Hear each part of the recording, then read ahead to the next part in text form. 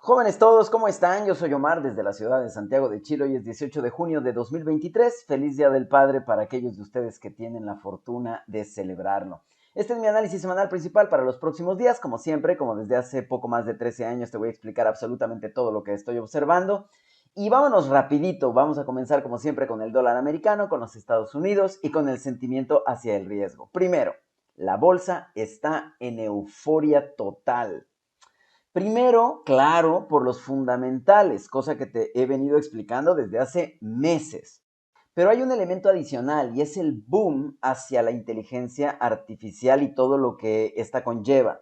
Para no ir más lejos, para mostrar dos botoncitos, la semana pasada Apple rompió su máximo histórico y hasta donde vi, Microsoft estaba muy cerca de lograrlo. Tenemos que entender entonces que ya estamos en una fase de apetito hacia el riesgo. La respuesta es no. Es verdad que esto aporta elementos para el apetito, pero no es suficiente. ¿Por qué? Porque como he dicho, hay otros elementos que están inspirando al mercado bursátil a romper niveles críticos, cosa que como siempre en un ratito más te voy a mostrar con gráficos.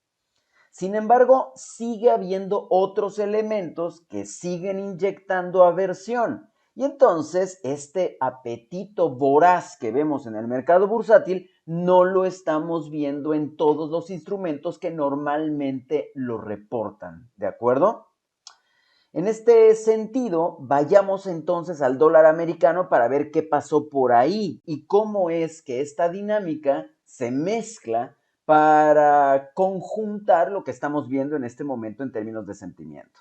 ¿Cuál fue la historia en los Estados Unidos?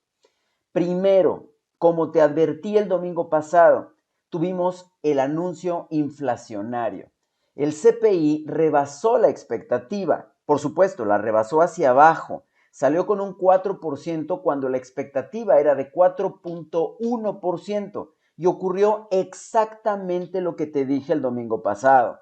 Era una expectativa más o menos elevada y el precio no solamente igualó la expectativa, sino que incluso la superó por una décima porcentual, lo que marcó el destino del dólar americano y también marcó con cincel las expectativas que teníamos acerca de la Reserva Federal. En otras palabras, si existía una remota posibilidad de que la Reserva Federal no hiciera la pausa que estábamos esperando en su ciclo de tightening, el dato inflacionario definitivamente eliminó la probabilidad de semejante cosa, ¿vale? De acuerdo a lo esperado, salió la Reserva Federal, anunció la pausa, se quedaron en 5.25% y contrario al tono, que en un momentito te voy a explicar, fallaron tristemente en comprometerse con el hike veraniego, con el hike de julio. Pareciera, después de haber leído el statement, después de haber escuchado a Powell, pareciera que están igualmente dispuestos a subir tasas de interés en julio como a mantenerse en 5.25%. Y aunque digan que los datos y aunque digan que las expectativas o los forecasts, en realidad el tono de este anuncio fue hawkish. O sea, sí fue una pausa hawkish, aunque sé perfectamente que si volteas a ver los gráficos, eso no se nota. O sea, queda claro que el mercado decidió tirar dólares americanos a la basura como si apestaran. Pero te recuerdo, esto solo es sentimiento, ¿de acuerdo? En términos fundamentales tenemos que ver que el tono del anuncio de la Reserva Federal fue un tono hawkish. Y en unos segundos te lo voy a explicar. A ver, lo primero fue el interesante lapsus de Jerome Powell. Fue un lapsus más o menos, ¿ok? ¿Por qué? Porque en vez de referirse a la pausa, dijo el salto, en inglés skip. Y te voy a explicar cuál es la razón por la cual es aceptable que Jerome Powell diga esto. Pues porque en las agencias noticiosas, en los programas de televisión, los analistas económicos, financieros, etcétera, todos utilizaron la palabra skip para referirse a que la Reserva Federal no iba a subir tasas en junio, pero que claramente tiene la posibilidad de hacerlo en julio. Te voy a decir por qué es inaceptable que Jerome Powell lo haga. Pues porque es el encargado de la Reserva Federal de los Estados Unidos. No puede revelar las cartas de una manera tan descarada, o más bien tan ingenua. Y es que cuando dijo el skip de la Reserva Federal, está implicando que van a volver a subir tasas de interés. No necesariamente en julio, pero ciertamente eso es lo que implica la palabra skip. ¿Te parece poca cosa? No, no es poca cosa, y esto se confirma con todo lo demás. El dot plot cambió la tasa peak a 5.60%. Recuerda que es un promedio, ¿ok? Es un promedio de todos los puntitos que se ven para 2023. Esto es importante porque entonces significa que en conjunto los miembros votantes del comité están pensando en una tasa superior de la que pensaban en marzo, lo que significa que este es un anuncio con un tono hawkish, aunque el mercado haya reaccionado al revés, ¿ok? Siguiente detalle, los forecasts.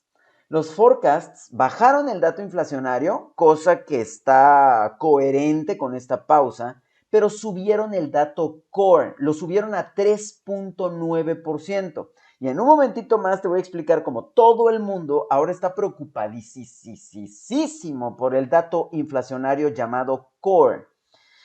¿Qué más hicieron? También subieron el GDP, es decir, el forecast de crecimiento para 2023 lo subieron a 1%. ¿Y eso qué? Se preguntarán algunos. Bueno, si no entiendes la mecánica del análisis fundamental, corre a nuestro segmento en el programa educativo. Hay un segmento gigantesco relacionado con el análisis fundamental y te lo explico todo con lujo de detalles. En este momento lo único que te diré es que ese 1% le da a la Reserva Federal una manga mucho más ancha para seguir subiendo tasas de interés con un mucho menor riesgo de caer en un periodo recesional. ¿De acuerdo?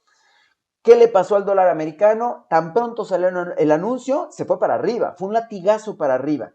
Después con la conferencia de Powell empezó a ranguear con una acción wishy-washy.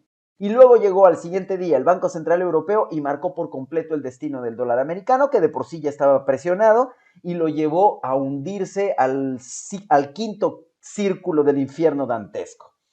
Sin embargo, por favor pon atención, eso es sentimiento. Sale el Bank of America para dar su postura fundamental. Ven 2 hikes más, julio y septiembre. Yo también lo veo así, por supuesto, los datos lo avalan.